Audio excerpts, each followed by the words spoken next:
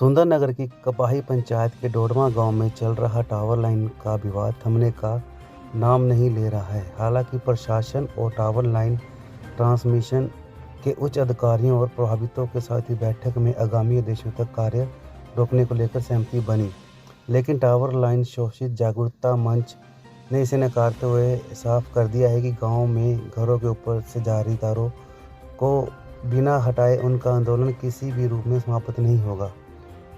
SDM Rahul Chauhan, tower line transmission Hamirpur के circle अधीक्षक अभियंता अरुण कुमार शर्मा व तहसीलदार सुंदरनगर हरीश शर्मा के साथ ही विद्युत विभाग के अन्य अधिकारियों ने प्रभावित डोडवा गांव का दौरा किया और ग्रामीणों से बात की। करीब 2 घंटे की वार्ता के बाद एसडीएम कार्यालय में लगाई गई तारों को किसी भी स्थान पर बदलने और तारों के नीचे आने वाली भूमि में विभाग द्वारा निर्माण कार्य के अनुमति प्रदान संबंधी विषयों पर चर्चा हुई।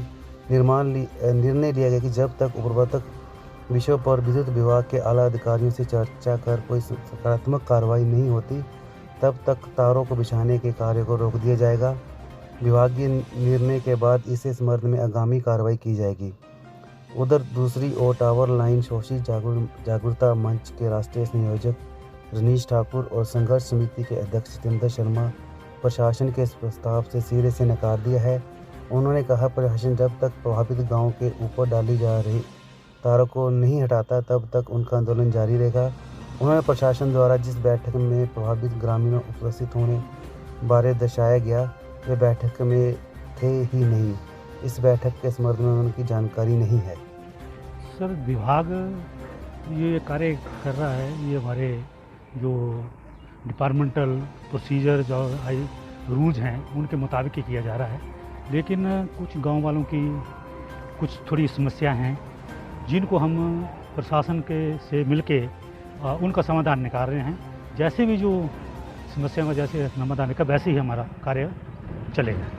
सर, ग्रामीणों द्वारा आरोप लगाए जा रहे हैं कि जब सर्वे हुआ था टावर लाइन का तो कहीं और हुआ था, अब इसको चेंज करके कहीं और क्यों लगाया जा रहा है? सर, ऐसा हमारे ध्यान में कुछ ऐसा है नहीं, लेकिन फिर भी इसके ऊपर भी हम जानकारी एकत्रित कर रहे हैं। आज यहाँ पे देहरादून में स्पॉट विज़िट किया गया है। लोग भी साथ में थे जो प्रभावित हुए हैं टावर लाइन की वजह से। तो उनसे डिस्कशन में यही सामने आया है कि उनकी बातचीत जो है वो IAS बॉडी जो भी मैनेजमेंट है इलेक्ट्रिसिटी बोर्ड की, उनसे कराई जाए। जो भी डिसीजन उसके बाद होता है उसके ऊपर कार्रवाई की जाएगी। लेकिन तब तक इनकी डिमांड थी कि तब तक काम रोका जाए जब तक इनकी बात ना हो जाए।